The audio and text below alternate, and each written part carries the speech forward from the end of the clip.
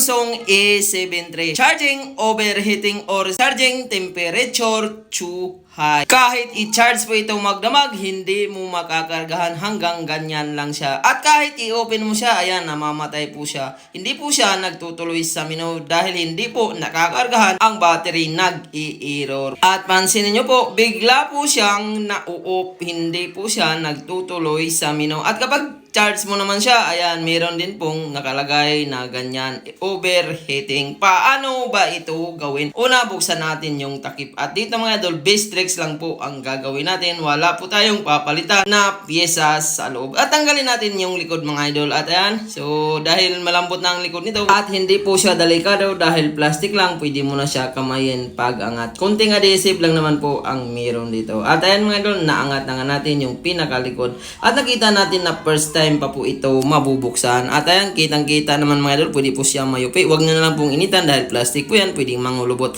At tanggalin natin yung screw dito sa baba. Hindi na po natin ginalaw ang sa taas or tinanggal ang mga screw. Dito na po tayo mag-proceed sa baba. At nakita ko mga idol, madalas kasi nito nababasa. At dito, nung tinignan ko ang charging board, wala man ako nakitang corrosion or corroded na parts or may mga kalawang. Kaya dito mga idol, tinanggal ko lahat ang charging board para makita natin kung may nabasa ba siya or kinalawang ba siya. At dahil napakalinis po niya mga idol, madalas kasi nito mga idol, kaya siya nag-i-error or nag-temperature too high dahil po sa pagkakabasa. At dito mga idol, hindi naman siya nabasa at meron po tayong tatanggalin. Ang tawag po dito ay thermal resistor. Madalas ito po yung nag-short, kaya ang gagawin natin dito, hindi po natin papalitan, remove lang siya para hindi na po babalik pa ang sira. At ayan, gumamit tayo ng 350 heat temperature at ayan, natanggal na nga natin mga idol. So hindi naman natin nakita na sunog pero short po yan. So kailangan po siya ma-remove. At ayan, after po natin na-remove mga idol, ayan, linisan muna natin gamit po ang brush at lacquer thinner para malinis naman po siya. At i-testing na po natin mga idol. At ayan,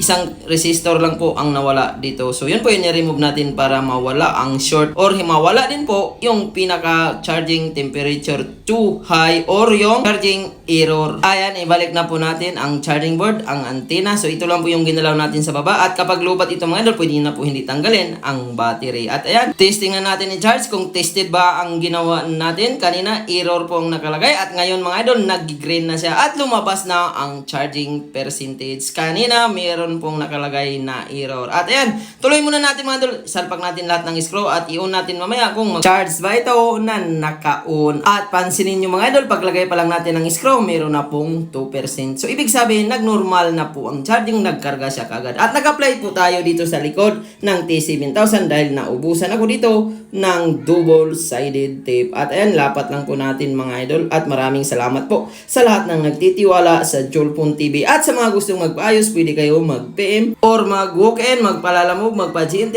LBC kapag malalayo. At ayan, i-open na natin mga lods at tingnan natin kung nag-charge ba siya na naka-on. At ayan, loading mo na siya at ilang minutes lang mga idol, nag 3% na agad siya. Solved na po kaagad. At ayan, maraming salamat pala kay sir dahil nag-walk-in po ito. Malayo po si sir, galing pa siya ng Cavite. At ayan mga idol, meron ng 3%. At ito lang po yung tinanggal natin, ang short na thermal capacitor. Maraming salamat po sa inyong panonood. Sana i-share nyo po ang video natin at pakipollow para bawat upload natin ay makakuha kayo ng maraming idea. Maraming salamat po.